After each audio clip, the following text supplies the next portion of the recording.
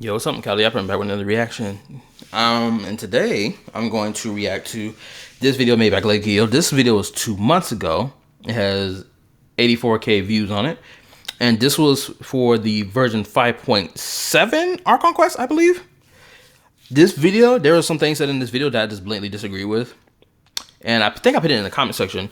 But instead of, granted, this was 2 months ago, so granted, I only recently found out how to do reaction videos on my limited devices that I have. But anyway, yeah, we're gonna react to this video. There's some things I want to say about this video that are, in my opinion, there were blatant lies said in this video. But yeah, let's get into it. So let's begin. It has been a few weeks since the 5.7 livestream, and I've had some time to really sit with and process the latest Archon quest. Can I get 5 big booms? Boom! Boom! Boom! Boom! Boom!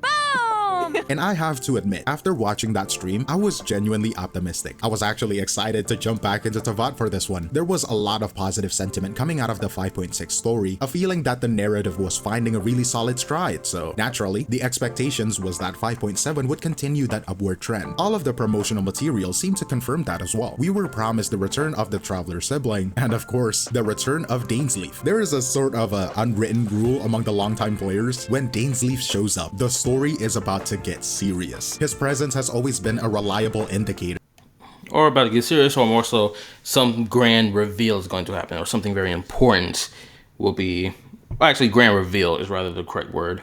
Or something that's going to leave us food for thought. That we are about to move past the more self-contained regional conflicts and touch upon the central, foundational mysteries of the game. He is a harbinger of consequence, or something like that. So I went into the story quest with high, but I think reasonable expectations. And the story we received was complicated. It is a quest that needs to be examined from multiple angles to really understand it. So before we get into the execution, the pacing, the dialogue, the things that make up the player's experience, it is important to first establish what the story quest was trying to be. To be fair to the writers of the story quest, A Space and Time for You is on paper one of the boldest story ideas Genshin has ever told. The way that the story starts is simple, but in a clever way. A key, identical to the Traveler's own. It is found in a cave. It is a real physical link that suggests a reunion with the sibling is finally, truly within reach. But this personal goal quickly spirals into something far more complicated. We are introduced to a character, Gareth, who isn't just another quest giver, not just another NPC, an NPC with a new face by the way, but is literally a person out of her own time, like a living piece of the past, showing up in the present. Her existence creates a time loop paradox, where an event seems to cause itself, and this becomes the main engine for both the plot and the deeper ideas. All of this builds up to one of the biggest reveals about the lore in the game's history, the Abyss Order's ultimate plan. We learn their goal isn't simple destruction, but a kind of universal rewriting. It is an attempt to bring the dead nation of Khaenri'ah back to life, not with normal magic, but using memory and fate themselves as the build.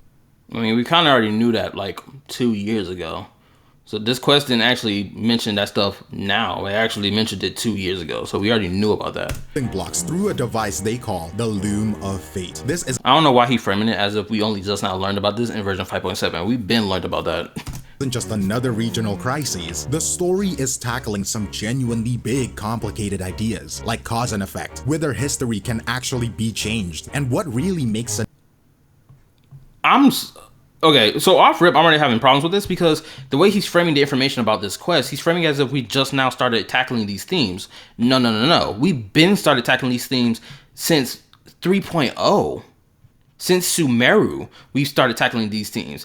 Even in Fontaine, we tackled this theme as well of, oh, can fate really be changed? Right? And so on and so forth. We've already touched on these themes years before Natlan came, and 2 years at least before version 5.7. So he's already wrong with how he's framing this. Right? Straight up, that's the first thing.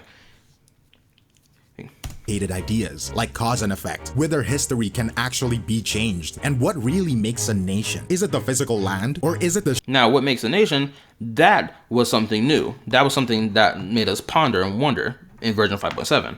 versus the other stuff he mentioned. Shared memories of its people. It is ambitious and it deserves to be recognized for that. And settling the mood for this whole experience, as always, is the music. It is almost a given at this point, but it's worth repeating. I do think the score is exceptional. It does a lot of the emotional work for the story, providing the sense of tragedy, wonder, and serious weight that the gameplay itself sometimes fails to deliver. The music understands the assignment perfectly. Serious weight that the gameplay sometimes fails to deliver.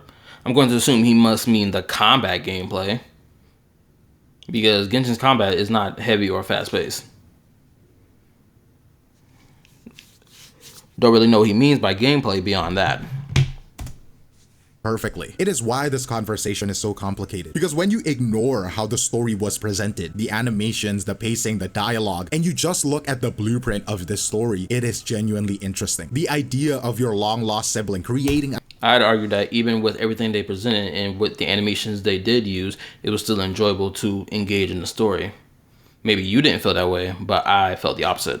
A time loop to rewrite history out of a sense of guilt and duty. That is a fantastic idea that really makes you think. On paper, it should have been one of Genshin's finest moments, which of course brings us to the experience of actually playing it, because a blueprint is not the final structure. And the central question we have to ask is, how was this grand idea translated into an interactive experience? This right here is where the fracture begins. The quest begins, as many of them do, with a significant period of what the community has affectionately, or perhaps not affectionately, termed the Yap Fest. This isn't just a slow start, it is a structural choice. You are sent on a chain of conversations, a breadcrumb trail where every breadcrumb leads to another NPC who also happens to know nothing. Hey man, did you see anything suspicious? No. Do you Why are we acting like this is something unique to Genshin Impact? And not only that, why are we deeming like this is something that was unnecessary? I'd argue that it was necessary. If you're trying to, and mind you, this is not something that's unique to Genshin Impact. Even AAA games do this. Fate Samurai Remnant is a game I play, right? Where we interact with NPCs. Like for example, I believe it was in the prologue or it was in chapter 1. We ran around talking to NPCs, asking them about XYZ, right? And they didn't have information about it. It wasn't until about the third NPC we interacted with where they did know something. And then, we pushed on from there. So him framing this as this was objectively a bad thing, I disagree with. Because there's quest lines that, even though it's a design choice for how they want the story to start off, that's not a bad thing. It's not a bad thing if they want to start off the story of engage with these individuals who live in the world, as you as the playable character, engage with them, ask them these questions, and see if they can give you information. This is nothing new. I'm pretty sure a lot of games that are like exploration games or whatever the other type games that's tied to that has that, where you have to go around, ask this, ask that, learn about this, learn about that. Do you have also the whole interaction with the NPC thing, bro? This was not even a long interaction. It was at least 2 minutes long. any information about the Abyss Order? Also no. And then you go to another NPC. Did you see anything suspicious? No. The player is forced to invest their full attention for hours at a time. But the narrative Hours at a time, yet that whole interaction was 2 minutes. return on that investment is close to zero for a significant portion of the runtime. The build-up isn't just slow, it is static. And it is important to understand that this isn't I disagree that it was static. a bug. I'd even disagree that it was slow, because it was we were moving quite fast. Didn't feel like we were lingering on things for too long actually. But if you're an individual who's coming in with the glasses on of, oh, I'm seeking to find the problem, naturally you're gonna feel that way, right? If you're not coming into something trying to find a problem, you're not gonna feel that way.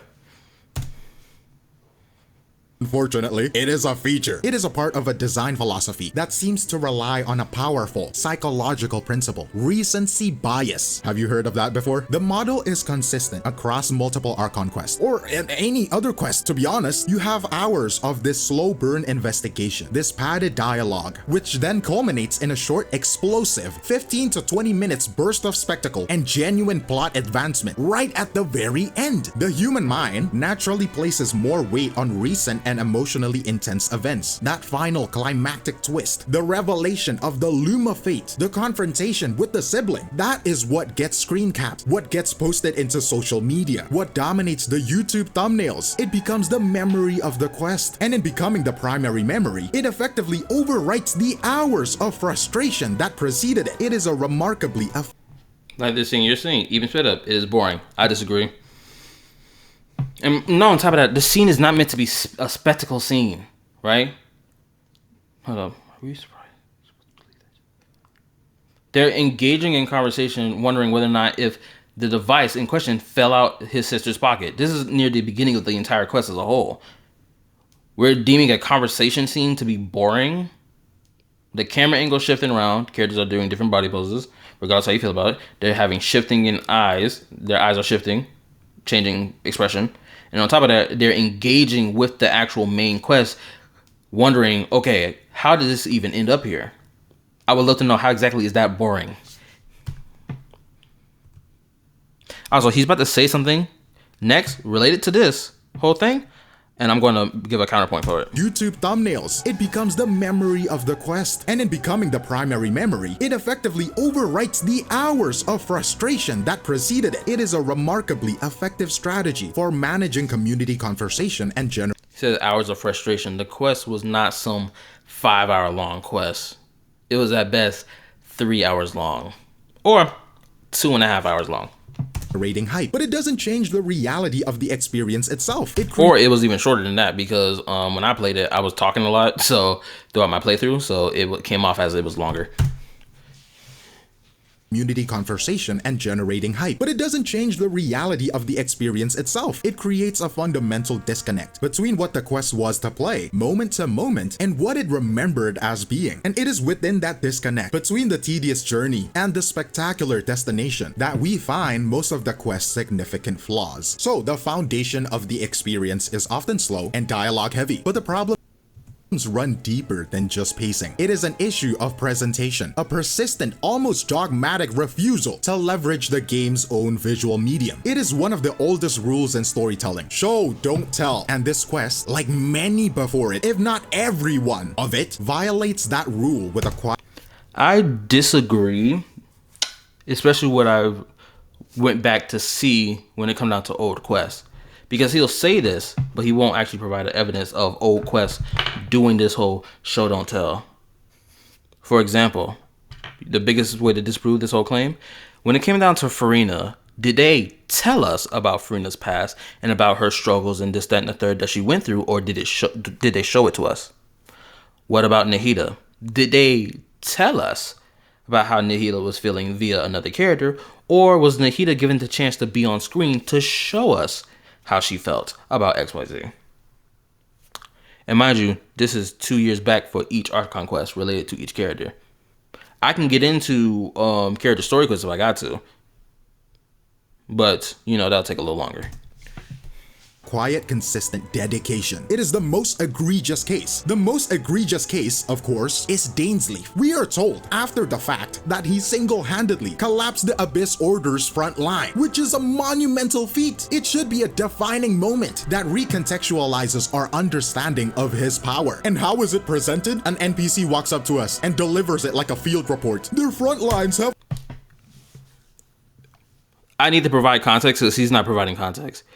The NPC who reported it as a field report was a warrior on the front line who witnessed it firsthand. So naturally, as expected as a warrior or a soldier of the front line, when they come back to report said information, guess what? They have to tell it. Now, could they have shown like some flashback like scene that like, oh, he was there and he's witnessing it? Or he's like, yeah, they could have done that. But it's not a real big issue that they didn't do it. This is not nothing new, whether it be in the case of Genshin or any of the other Hoyo games, or even in WoWa or any AAA game. It's a decision on whether or not they want to give visuals for this. But most times you don't really need a visual for it, because you can visualize in your mind how the situation went down for the most part, unless people lack the ability to imagine. And not only that, I'd argue being told about someone having, mopped the floor about mop the floor with an enemy without the main character being present to witness it actually builds up the anticipation of said character and their abilities rather than downgrade it as he's framing it. For example, when it comes down to like popular anime like Naruto, Bleach, One Piece, when you hear about characters who are these demons on the street, these 10-toes dogs that you don't ever want to come across ever in your life, when you're told in passing about them by a random character that's like an NPC character that doesn't hold no weight into the story, that's a background character, or by a side character of a story, or by an important plot character of the story, right? When they tell you these things, sometimes you'll get a visual, other times you wouldn't, right? For example, when I'm trying to remember, 'cause I didn't really watch part 1 of Naruto in depth, but I do know that before Itachi came back to the village with Kisame, as far as I remember, there was no discussion that was had about Itachi and what he did to the Uchiha clan, as far as I remember, at least from the clips I remember. But his fight with Kakashi, when he rolled up on the village, this was again part 1 Naruto, you had Kakashi talk about how, homeboy was made Anbu Black Ops when he was like 11 years old. Mind you, we were not shown that at all. Kakashi told it to us in the moment where the fight was about to go down between Kakashi, Itachi, Kisame, and like 2 other senseis of Konoha that's on the same level as Kakashi, right? You were told about that stuff in the moment before the fight went down.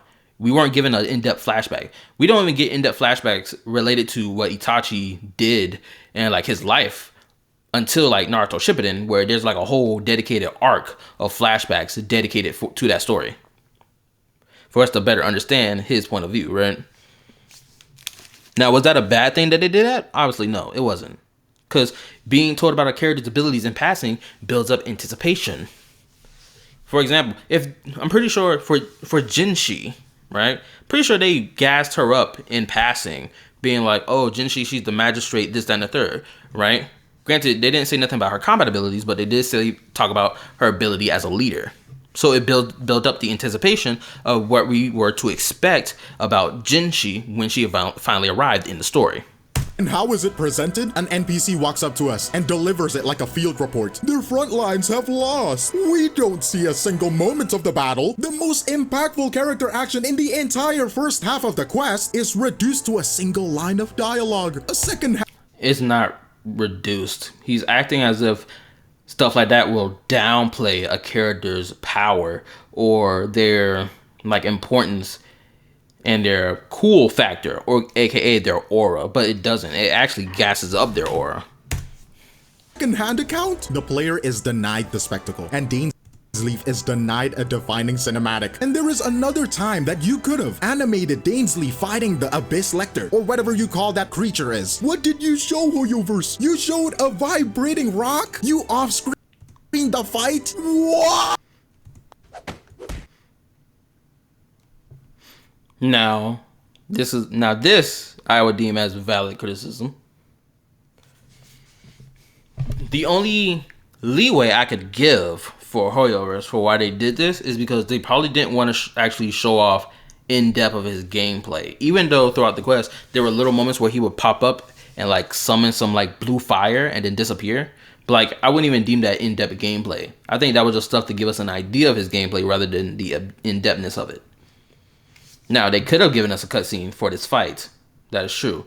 But this is the second time they've actually held off on showing us Dainsleif's combat abilities. Because if you've noticed, ever since the first time we saw Dainsleif and we had like engaged in combat with Dainsleif has never actually shown his combat abilities to us, the player, at all. He'll either summon his blue fire or that'll be it. Or he will engage with a fight with like Lumine, for example, back in version 3.7, I believe, or was it 3.6? I can't remember which quest it was. The bedtime story event. I mean, not event, bedtime story Archon quest, right? In that quest, Lumine and Dainsleif fought, but we didn't get to see that fight. But at the end of it, we know that since the Traveler, mind you, they were busy dealing with Kari Bear, and they found out that in the midst of their engagement with Kari Bear, they find out how Kari Bear manipulated Dainsleif into handing over the final piece that was needed for the Loom of Fate. The Traveler didn't even get to see Dainsleif and Lumine fight, and us, the players, didn't get to see that either, right? And mind you, that's not an objectively a bad thing either, as I'm sitting and thinking about it, because there's been moments in other stories that I've watched when it comes out to movies or like anime where I've watched where two characters will engage in combat with each other and fight, right? But they will off screen it and not show us it because the author, more than likely, of the story doesn't have the intention to show off the character's abilities and skills just yet because they believe it's not the right time to show this yet. And I'd argue for Dainsleif, I'd argue that we are not in the proper time and place for them to show off his skills and abilities because he's a character who just enters and dips out of the story in these brief moments he exists. And of course, since his character isn't, coming out anytime soon, it's kind of, I would argue, unnecessary to even show off his combat abilities until it's time for, like, let's say his character to roll out so you can see what he does, right? And this is in the case of, since Genshin is a gacha game. That's why I'm saying what I'm saying.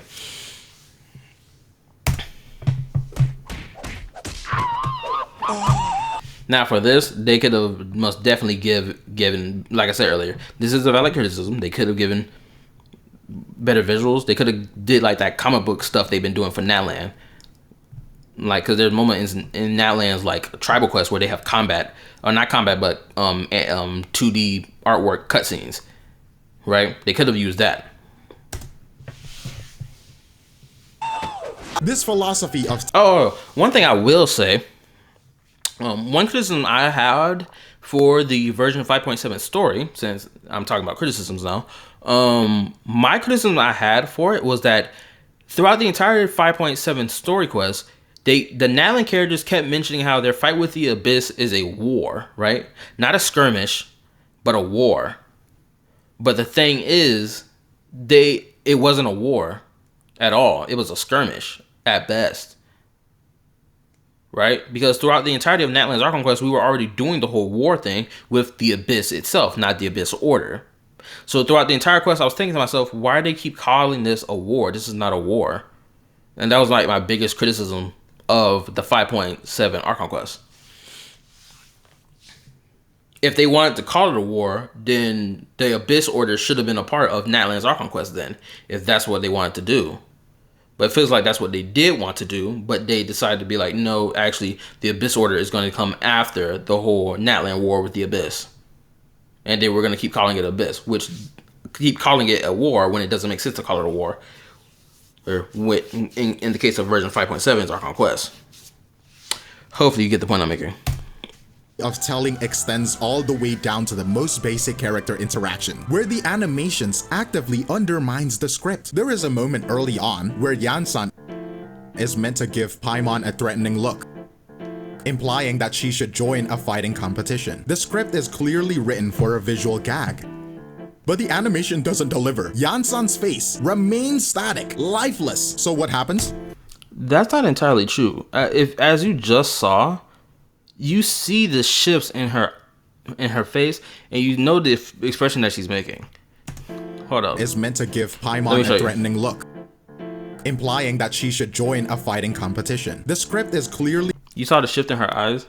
She's clearly looking at Paimon while making this face. And Paimon, naturally, she reacts to it. Because the facial expression she had prior to this was not this facial expression. Well, it's kind of hard to tell what facial expression she had because the camera angle was not aimed at her, right? And early on, where Yansan is meant to give Paimon a threatening look. Hopefully I can go back and find the clip I have for this. Because I have to scroll around and go find the clip. But hopefully I can just insert the clip here so you can see what I'm talking about. Now back to the video. Implying that she should join a fighting competition. The script is clearly written for a visual gag, but the animation doesn't deliver. Yansan's face remains static, lifeless. So what happens? Paimon has to narrate the visual gag out loud for the audience. Oh no, don't look at Paimon like that. I would disagree because more often than not, that's usually what happens for a lot of gags that's done like that. Especially taking in context the conversation that they had where Ian-san was telling Paimon that, hey, yo, maybe you should join this, like, my exercise routine stuff that I got going on. Maybe you should come join my gym. You know, lose a couple of them pounds off you. And then in the midst of that conversation, she then made the face that she made, looked at Paimon, and was eyeing her up and down. Paimon naturally reacted like, oh no, don't be looking at me like that. And mind you, that's a real life interaction people have in real life. When someone looks at you like that, when you have a conversation like that, guess what? You naturally respond with, don't look at me like that, bro. I am not joining your XYZ thing. Or I'm not doing that. Nah, F off. Or like, bro, I'm not doing that. And you have a little chuckle or giggle or laugh about it. Like, I'm not about to sit here and work 2 extra shifts at work, bro.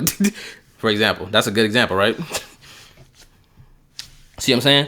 And he's criticizing Paimon narrating the gag, but at the same time, that's something that usually happens both in real life and even in fictional works. Within ways is not different in that regard as well. If the Rover were to make a joke towards Ambi about them loving to stuff their face with food and probably need to exercise, they need to go exercise, I'm more than likely expecting Ambi to respond in kind, being like, no way, don't look at me like that. I am not doing no exercising. F all that. I expect them to have that reaction because that's a natural reaction people have even in real life. Look at you like what? The game is literally telling you what you're supposed to be seeing. Because it has failed to show you. It feels less like a performance and more like the developers are. Because it has failed. It said failed to show you, yet her face is animated. Failed to show you. Perfect. I managed to get you on board with just look, and then she's laughing about it. Right? Hey, the issue I have with this is that he didn't show the entire scene and the entire conversation because he's clipped it out of context technically and provided so little context. I already have an issue with this immediately. Hopefully I can find my clip that I'm talking about and insert it into the video at some point within this realm of my reaction or time frame of my reaction. Let's continue. It feels less like a performance and more like the developers are just flipping a switch on a character model. Oh yeah, this dialogue, toggle smile, toggle sad, toggle cross hands one. A jarring lack of nuance that becomes painfully obvious during this long dialogue heavy scene. The scene was not a long, heavy dialogue scene. Thank you overblowing that.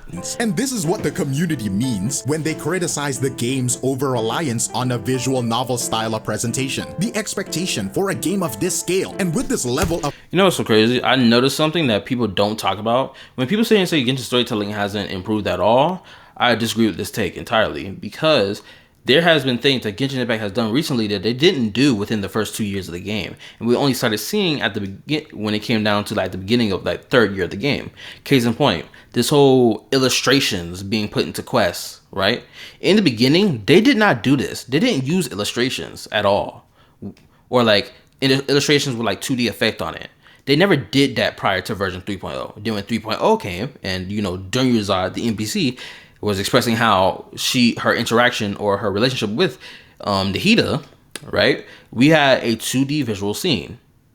And then what happened after that? We started getting more and more of that as the story progressed. Another aspect about Genshin when it comes down to storytelling or visual facial expressions, whatever, right?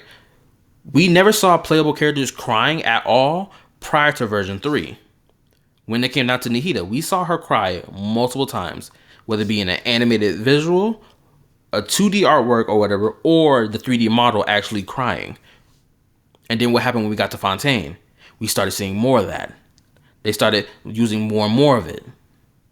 Natlan, same thing. Nod Cry, also, same thing. So they have changed up, they have increased the diversity of their bag when it comes down to the visual aspect, but I would have to say that most people either don't realize this or they're unwilling to realize it. of financial success is a dynamic cinematic experience. The reality too often. So I'm gonna say this too. The amount of times I've seen Wuthering Waves characters have the exact same facial expression and or reusing body poses within the same time frame as each other is another reason why I'm sitting here roll my eyes when I see people criticize Genshin for doing that. And it's like, you know, Wuthering Waves does the same thing too, right? But are we going to acknowledge that, or are we going to ignore that just because we want to say we are better? Often is static characters delivering text boxes. It creates this strange paradox where a multi-billion-dollar project frequently presents its core narrative with the apparent budget constraints of a small indie studio. The community joke about Hoyoverse is acting like they're an indie company that makes no money. It's not just a meme now. It is pointed criticism. Oh, I need to say this too, because he's sitting here saying this is an objectively bad thing for Hoyoverse to do when it comes down to the visual medium thing. But I would argue that no, it's actually not. The reason I say this is because I'm playing Fate Samurai Remnant right now. Fate Samurai Remnant came out in 2023. And by all means, it has a similar storytelling method when it comes down to NPC models or like the character models moving certain type of ways or having certain facial expressions and like storytelling method, right? That Genshin, Star Rail, Zenless, and well, not Zenless. I'm excluding Zenless. That Genshin, Star Rail, and Wootwa do. Hopefully, I can throw a clip up on screen so you can see what I'm talking about. Now, back to the video. Now that you've seen the clip I presented, this is the reason. That's the reason why I do not believe that this is a negative to Genshin Impact. Knowing that a AAA game can get away with doing the exact same thing and still be a good game that can still tell a good story, even while doing the exact same thing. Hey, it's clearly not a bad thing.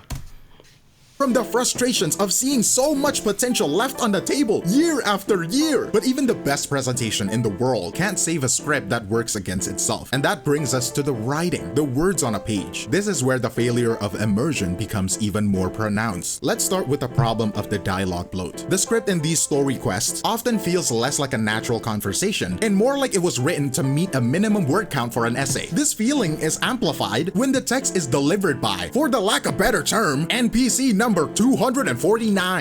And what's the problem with the NPC, engaging with a playable character or with the main character? What issue is there with that? A generic character model with a familiar, often used voice, delivering lines that serve little purpose other than to take up space on the screen. Nowhere is this more apparent than in the entire stalemate section of the quest. It is a significant portion of the He's saying that, yeah, you got all these characters engaging in a conversation that's related to the quest and moving the plot along.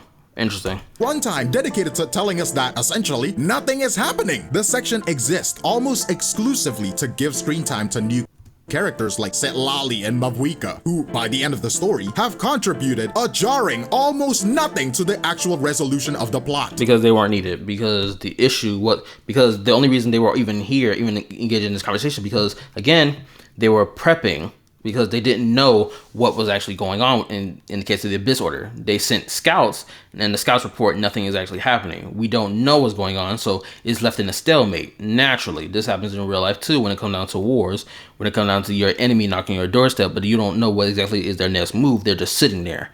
So, of course, naturally, you have to prepare. Be prepped. In war, like, Ianton is even saying it blatantly right here. The story. Here. In war, adequate planning and preparation is the key, more than likely, to victory. Yep, there you go. Key to victory. So that applies to this whole conversation that Ian-san, Setlali, the Traveler, and Paimon are having, because that's what they're doing in the moment. They're preparing. Because they don't know what exactly the Abyss Order is doing. That was the point of this entire section. To understand what's going on with the Abyss Order and what they are doing. Kind of interesting that we're kind of leaving out that context. Contributed a jarring almost nothing to the actual resolution of the plot. It is to give characters who appear in the story do not need to essentially be the thing that helps resolve the resolution of a plot. They can just be there as supporting characters. Ian-san, her purpose here, for example, Ian-san, her purpose here, I think she was just playing the role as like general. I'd have to assume that was her position that she was playing throughout the quest. Because she was helping along too, but she didn't know what they should do first. Well, she did know what they should do, which is prepare first. So she was playing the role of being cautious. Lolly, if the council, I'm sure she's will agree, but hold up.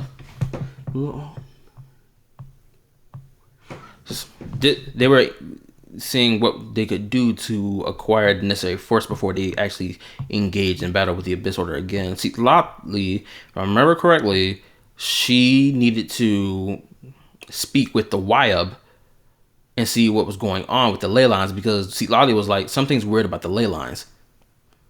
Something feels weird and off about them. So I need to contact the Wyab or the Lord of the Night to understand what's going on.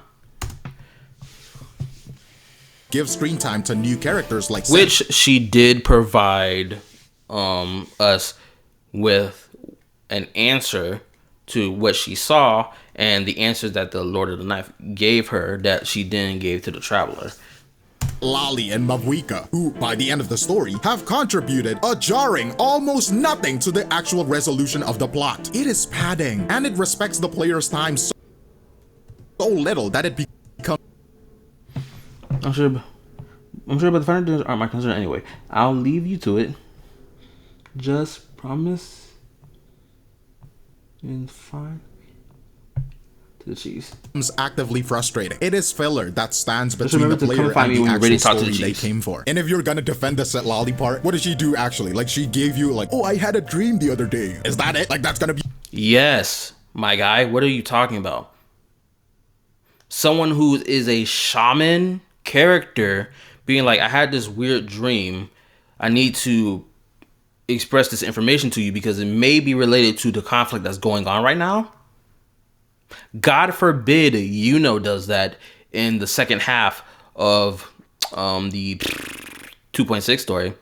God forbid any character that's like a shaman or a priestess does something like that, where they come to the playable character to give them information about what they had with their dream. Like, what are we talking about? To sit here and try to downplay that and say that's not enough to validate the character being in the story or what they contributed to the story because, in your opinion, it wasn't enough is a bullshit criticism. Gonna be your argument? Oh god, don't start. Beyond just being bloated, however, the writing often feels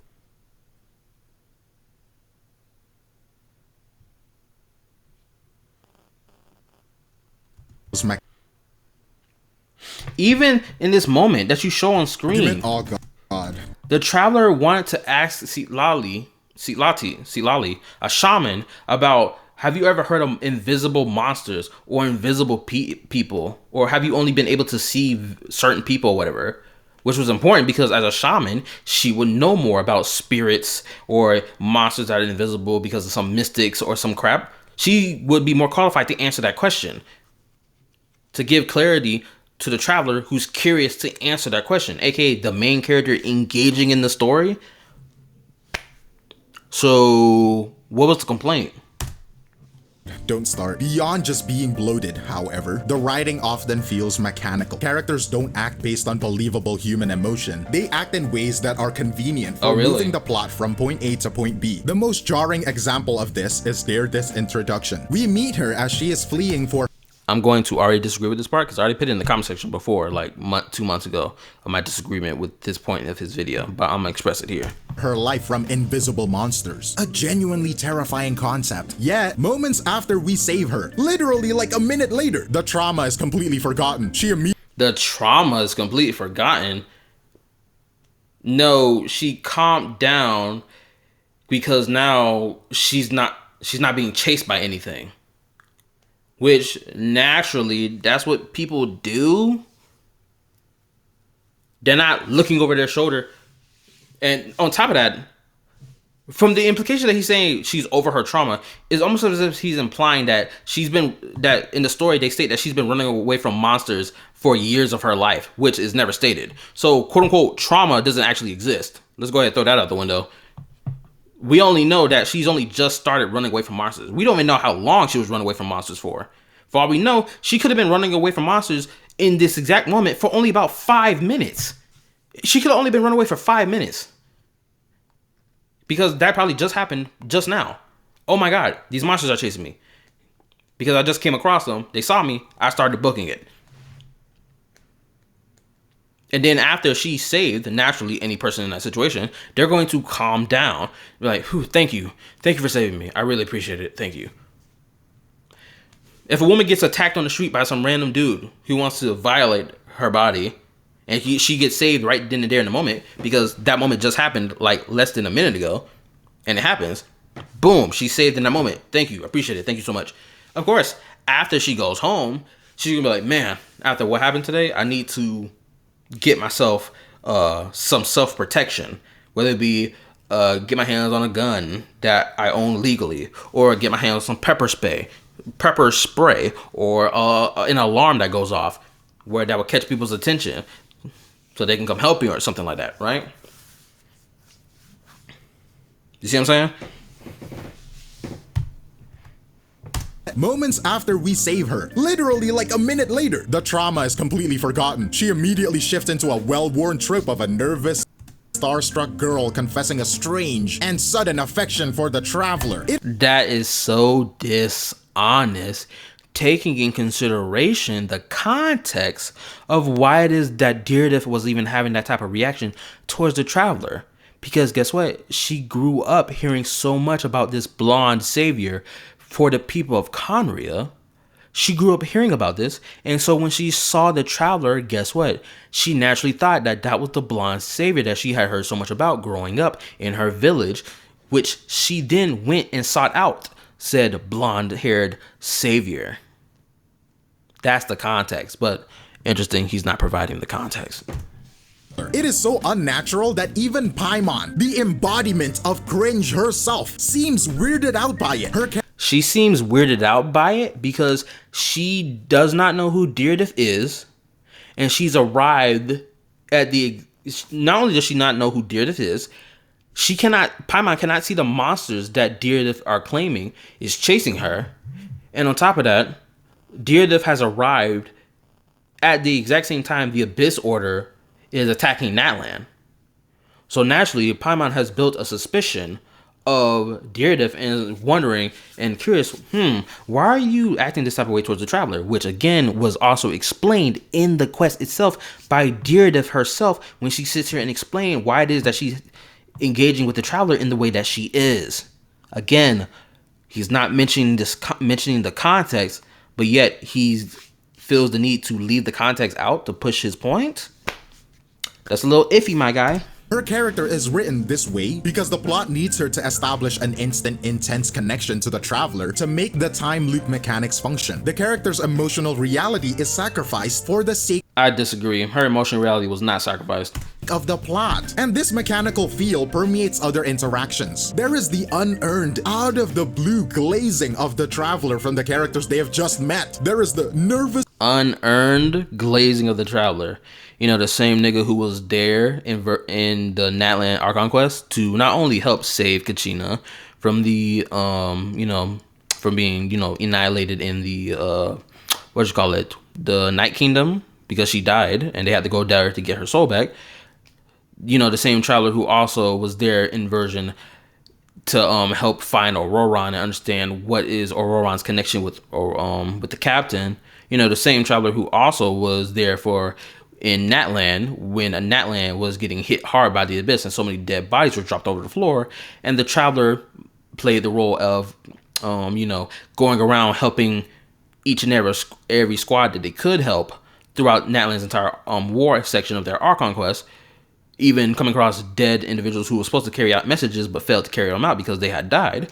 The same traveler who went go helping every tribe around the block as much as they could as shit was getting worse and worse.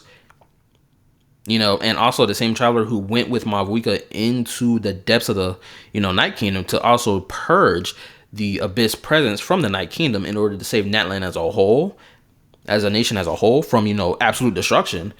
Yeah, sure, the glaze towards the traveler is unearned, quote unquote. Nervous anime boy NPC who delivers nearly 15 minutes of dialogue slop that could have been completely removed. There is the token jealousy from Setlali, which feels more like a checklist item than a character trait, which is, in my opinion, pretty cute. But no, it is a character trait, I'd argue, because her relationship with the Traveler is completely different from most female characters in the game. See, Lolly is one of those female characters that have a long extended lifespan. If you played her tribal quest, you get to understand Citlali more and more, and her relationship between herself and the Traveler, and why it is that she even has the reaction that she does. From that limited time event that had happened before Citlali came out, and from her tribal quest that had came out, her relationship with the Traveler has already been built up. And for her to have this reaction that she's having in the quest of being like a bit jealous with this idea of the Traveler, you know, kicking it with another girl, we also need to take consideration that Citlali is a shut-in NEET who stays in her room most of the time and doesn't really leave a lot. She's socially awkward. And her first or her recently new friend in how many decades, how many centuries, and she's this clingy to them. Naturally, that would happen if you're closed off most of your life for centuries at a time. Correct me if I'm wrong. Which feels more like a checklist item than a character trait, which is, in my opinion, pretty cute. But it's still, come on. It is It's not bad. He's overblowing it. collection of tired tropes that feels less like organic storytelling and more like the He claims it's not organic storytelling after all the evidence I just sat here and mentioned about how the Traveler was active in Natlan's Archon quest and present throughout Natlan's Archon quest, helping the people of Natlan with their grandiose issue, which was the Abyss attacking, and the role he played even in the Act 4 and Act 5. How can we say that the Traveler's glaze was unearned? How can we say that this interaction this NPC is having with the Traveler is unorganic? How can we sit here and say that when the Traveler has been present in this nation for at least almost a year's worth of time, which means people have seen them walk up roundabout, they've heard about the things they've done in other nations prior to them coming to Natlan, they've heard about their strength, they've heard about their achievements, XYZ. So how can we say that it's unearned glaze that this NPC is acting the way that they're acting? You know how dumb that sounds? or like the writers are pressing every known button for maximum awkwardness. When the writing feels this artificial, it pulls you out of the game completely. It reminds you that you're playing a game. I mean, the game will feel artificial to you if you quit playing the game for like almost through 2-3 years, and then you come back into the game, and then people are praising the Traveler for their achievements, and then you're sitting here wondering why they're praising them for achievements that they didn't do, or that you didn't see, or that you yourself didn't see. And like, oh, this shit feels unorganic. Well, maybe if you kept up with the game, you would know that this is organic, because the Traveler has done these things, and we saw it on screen, and we know that other nations that we go to after leaving one nation into the next, they hear about these exploits too, and they welcome the Traveler with open arms most of the time. A game with systems and objectives, not experiencing a living, breathing world. And when the writing constantly reminds you that you're playing a game, a set of systems and objectives, it highlights the biggest and most persistent questions of all. A question that extends far beyond this one quest and into the very structure of Genshin's narrative philosophy. If our actions within the story don't seem to matter, I'm going to already disagree with him at this point. This is another point I disagree with heavy.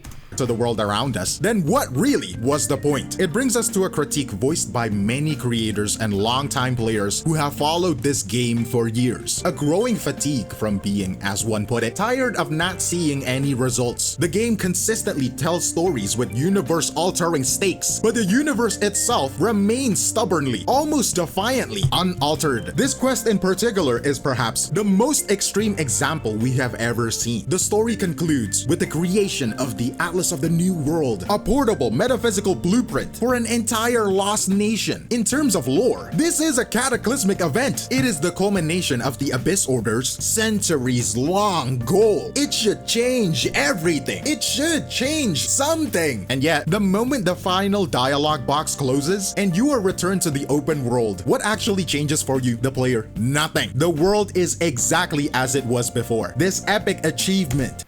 I'm going to say this right now to disprove his whole effing claim. First and foremost, in the story, they never stated that they were going to just manifest Conria in the same landmass or area as Natlan. They never sat there and said that. We do not know where they're going to manifest Conria, because more than realistically, they're going to manifest it underground. You know, Conria was deemed as the underground nation, stuff we learned about years prior. So more realistically, of course, it wouldn't be on the damn surface with every other nation. What sense does that make when it was told to be an underground nation? So naturally, they're taking their home back underground. Crazy, isn't that? Because until someone says otherwise, they never stated that the nation of Conroe was just going to manifest on the same landmass as Natlan or any of the nations that already exist in the world. Where the F was it going to manifest? In Mondstadt? Leeway? Sumeru? Fontaine? Natlan? Nodcry? Where exactly was it going to manifest? Because again, they never stated it that it was going to manifest among the 7 nations that already exist. So already his point is wrong. Another point that's also wrong, he proclaims that the actions in Genshin Impact does not matter at all, and there is no visible change. Here's another example where this is another point where he's wrong at. I already mentioned about the whole Conria manifesting its nation stuff. He was already wrong. He was wrong about that. Another point that he's wrong in, there's a whole bunch of world quests that exist in Genshin Impact where when you do the world quest, they actually do change the landmass or the landscape. For example, in Sumeru, the whole the world quest tied to the pyramid. In the beginning, when you go to, Sumeru and explore the desert, when you walk up to the pyramid, there's a grand sandstorm, and the entire sky changes because of it. Once you complete that world quest, guess what? The sandstorm stops because you deactivated the mechanism on the top of the pyramid that had that sandstorm running. You completely turn it off, and now it's nothing but clear sky. Or here's another point where there's another world quest that you do in Sumeru where you get to pilot the giant mech that's stuck underneath the earth. In one of the world quests tied to Jet, this story important NPC, when you do that world quest, you get to move the mech from one spot to another spot of the map, and your map completely changes after you do that.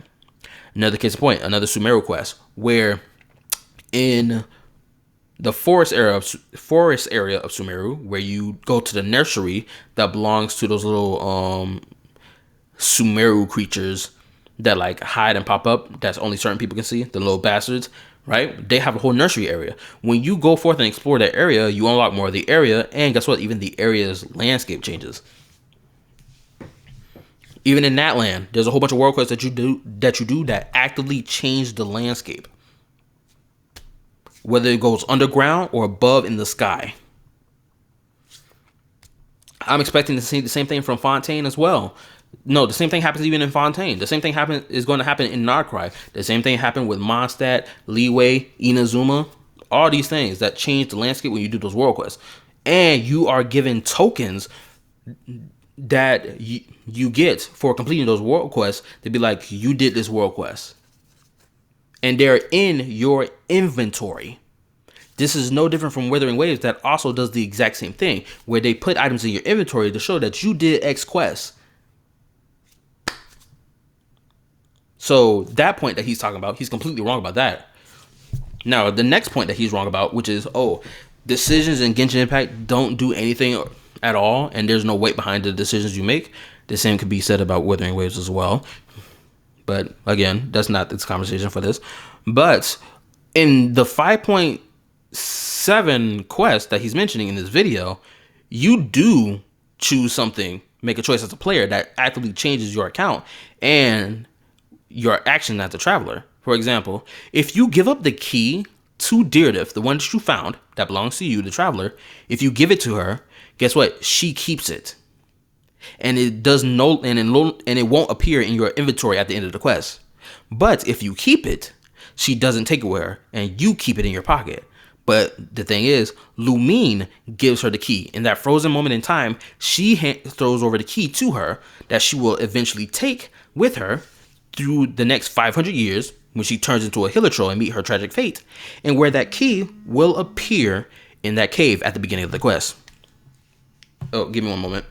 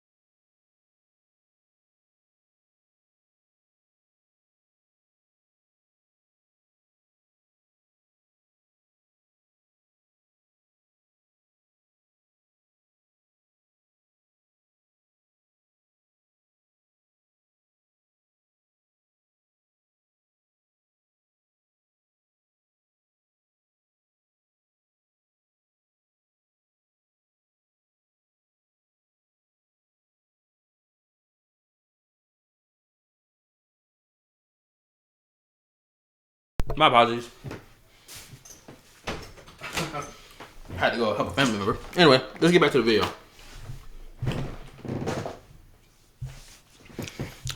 Anyway. So his point about the whole decisions don't matter in Genshin Impact is not entirely true either. Now, let's continue. The result of all your effort throughout the quest is effectively stored away in a narrative filing cabinet. It has no tangible impact on your ongoing journey, no visible footprint I already disproved this claim. on the world you are supposed to be saving. And this raises a fundamental philosophical question about the game's entire approach to narrative design, one that has sparked endless debates within the community. On one side, there is an argument that the consequences are there, but they aren't meant to be obvious. They exist in the lore of a new weapon description. Bullshit. I don't know who's claiming that. The consequences of the actions are there.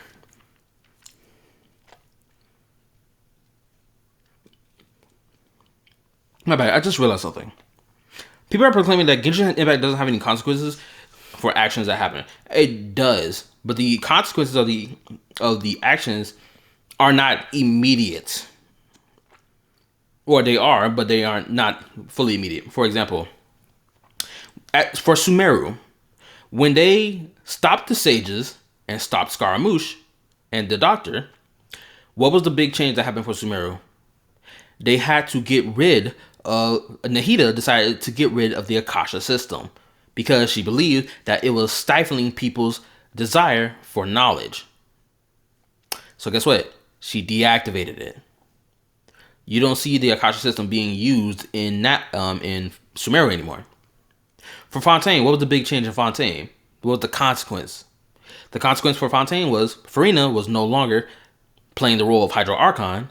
The role and structure, the pillar that is the Hydro Archon, was destroyed. And the Dragon Sovereign, the reborn Dragon Sovereign, now has his authority back in his hands. Something that was never supposed to happen. Those are the consequences. And there's even further consequences that will connect to that. The moment the heavenly principles, the god of gods of the world of Genshin Impact, will handle when that nigga wakes up. Because that nigga has been asleep for 500 years, ever since the Cataclysm. We've known this for years now. People proclaimed that when the Hydro Archon seat was destroyed, the Heavenly Principles didn't do anything about it. But we know that's not the truth. It's not that it didn't do anything about it because the story wants to ignore that. No, it's because the nigga is asleep. He's in a dormant state. We've been told about this a year prior in that moment. We've known about this. And with the recent trailer that they dropped for Notcry, before Notcry dropped, which was those trailers showing off the shades of the Heavenly Principles, guess what? They're now about to get involved.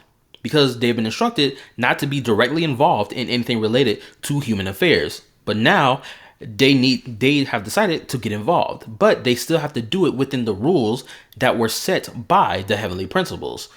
Because they can't just do it directly, they have to be sly about it. Which the shades of the Heavenly Principles have been sly about it all this time. From helping with Inazuma detach itself from the shackles of the Heavenly Principles, to Focalor deceiving the Heavenly Principles to make it seem like Fontaine and his citizens that they deemed as sinners to be drowned out and washed away. They bypassed that and, got away with it. And then the death that was meant for Mavwika, the one who got that death was the captain instead of Mavwika. And because of the captain getting that death, it has now sparked a paradox that will cause problems. But because of the rules that are set for that the Heavenly Principles have set for the shades to follow, and the rules that the shades themselves have when it comes down to them granting their power to humans and helping them with stuff, she had to let it go and continue, even though it would provide a paradox to the system. She had to let it continue because it was within the boundaries of her principles and her own rules. So the consequences are there. But they aren't meant to be obvious. They exist in the lore of a new weapon. This is not true. I don't know where he got this idea from, but this is not true. This is how you know Homeboy has not touched the game in a while when he made this video. Granted, I know he was playing through Natland at the time, but this whole point right here is bullshit. Weapon description, a line in an artifact set, or in a very specific world quest that might appear a year down the line. In this view, it is the player's responsibility to do the homework, to be an archaeologist of the story, and piece together the impact themselves. The impact is told to us blatantly in the main Archon quest, especially tied to the information related to said Archon quest. This idea that we had to do world quests and read through artifact sets to understand the consequences is such a BS take. I don't know where he got that idea from or who said that, but that's clearly not true. If you play the game, you know this. For anyone, if you play the game, you know this. I just got done explaining the whole consequence aspect of the main story quest of Genshin. So we already know that's BS. Other side argues that this is an abdication of storytelling responsibility, that a main story quest, the central pillar of the narrative, should be a self-contained experience with visible, meaningful consequences, that a player shouldn't. And the visible consequences are there, but for some weird reason, niggas want to act like it doesn't exist. It is there. I don't know who's claiming that it isn't, but it is there, as I just explained. You have to have your freaking eyes covered to sit here and make the claim that there's no consequences that happen in Genshin Impact when it comes down to actions that happens in said Archon quests. At the end, for example, at the end of the Leeway Archon quest, what happens?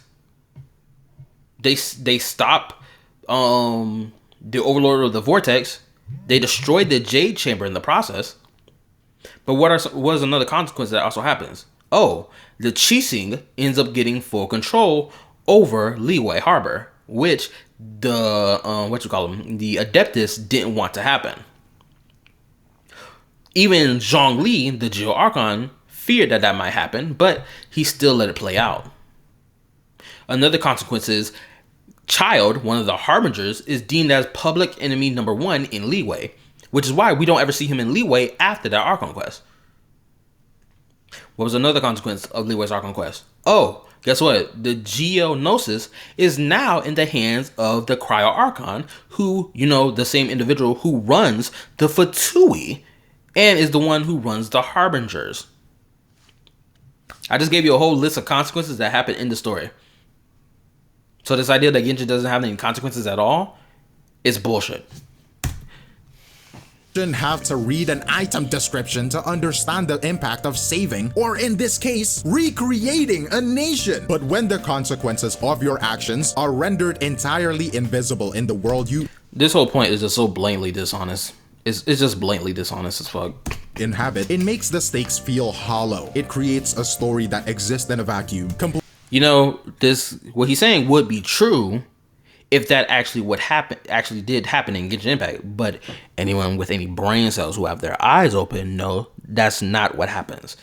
Genshin Impact does not just tell a story that has no consequences and then nothing happens as a result of the actions done in the main story quest. We know that's not true. The same thing goes for World Quest, the same thing goes with character story quests, and so on. So, again, this point is a bullshit point. It would have been valid if that actually happened in Genshin Impact, which, again, it doesn't.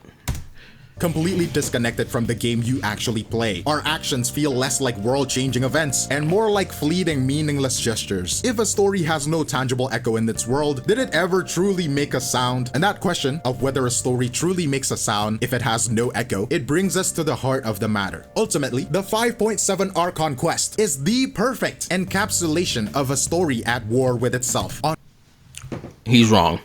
On one side, you have this incredible narrative ambition, a desire to tell complex, mature stories about causality, fate, and memory. And on the other side, you have an outdated, passive execution that constantly undermines that ambition.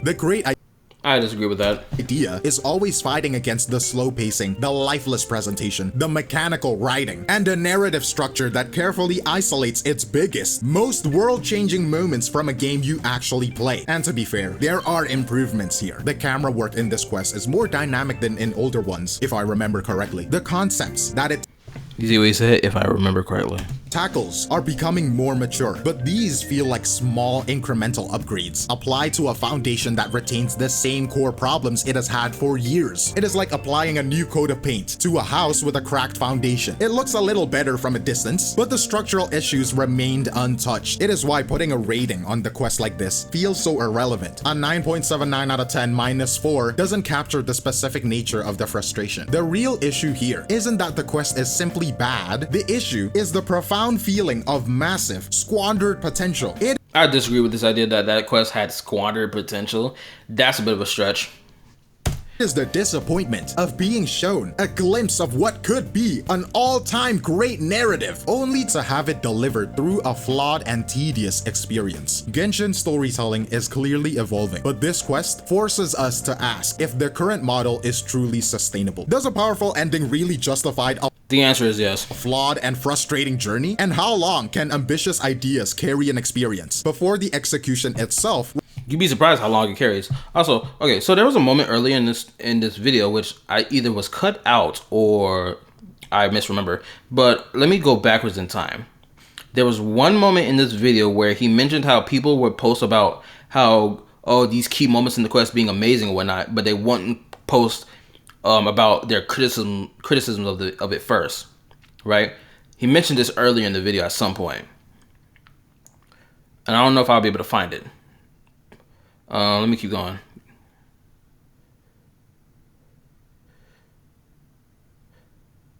Okay, hopefully it's around here somewhere, right? Just another quest giver, not just another NPC, an NPC with a new face by the way, but is literally a person out of her own time, like a living piece of the past. Of this story, it is genuinely interesting. The idea of your long-lost sibling creating a time loop to rewrite history out of a sense of... Actually, it wasn't even a time loop. No, actually, it was a time loop. Never mind. Guilt and duty. That is a fantastic idea that really makes...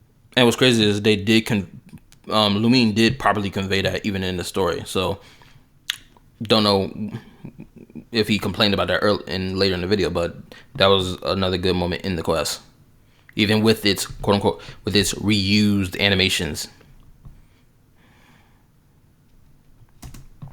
Makes you curious of what the community... Hold up. The Yap Fest. This isn't just a slow about the abyss or player investment is close to zero for a significant portion of the runtime. Hold up. It's around here somewhere. Narrative return on that slow. He mentioned it somewhere around here. I gotta find it before It is a part of a design. I gotta find it. It's a 20 minutes burst of spectacle and genuine plot advancement right at the very end. The human mind naturally places more weight on recent and emotionally intense events. YouTube thumbnails. Here we go. Become screen cap. Right? He mentions this as this is a negative to do when it comes down to playing Genshin Story Quest and posting about it, how you felt about it, or posting your excitement about it at the end, right? He deems this as a negative to do, right? Because it doesn't encapsulate what you actually experience. But the thing is, I find an issue about this is that he's deeming this as something that players need to do for Genshin Impact, but he's not deeming this as something that players need to do for Wuthering Waves as well, or for Zenless, or for Star Rail. This is not some Genshin exclusive thing, because guess what? I don't ever see anyone post any criticisms first about Wuthering Waves when it comes down to their stories pumping out. I don't ever hear about criticisms first. I always hear about how great the story was. So the thing he's complaining about Genshin players doing, when it comes down to Genshin posting about how good it was first versus their actual experience of it first, right, is such hypocrisy in my honest God opinion. What gets posted into social media? What dominates the YouTube thumbnails? Right? Anyway, I think I done said everything I need to say in this video. Hopefully this is not an hour-long reaction, because this is a freaking 15-minute video. If it is, my apologies. Anyway, that's all I got to say. Like, sub, turn on the notification bell, join the YouTube Discord. If you wish, the link is on my channel. If you want to go check out KallaTheYapper's content and other videos he's posted, I'll leave the link to this video in the description so you can go check it out for yourself and give your opinion about it. But I'm going to say this right now. In the midst of when this video came out, I found it to be really dishonest with some of the examples it brought up, because the way he framed it, it expected you to have blinders on or to just believe everything he's saying without any question. Which is why I provided all those examples I provided that I was talking about throughout my reaction. Anyway, yeah, that's all I got to say. See y'all later, and peace.